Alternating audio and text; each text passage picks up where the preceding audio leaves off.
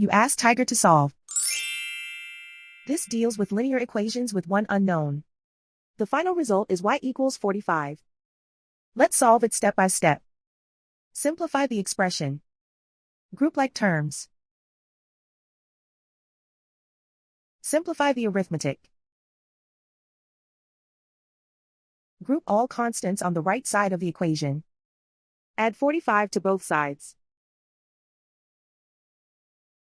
Simplify the arithmetic.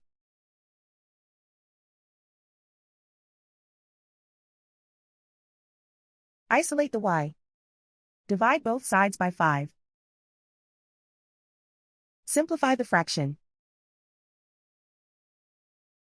Find the greatest common factor of the numerator and denominator.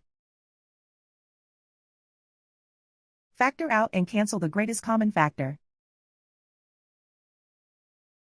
And so the final result is y equals 45.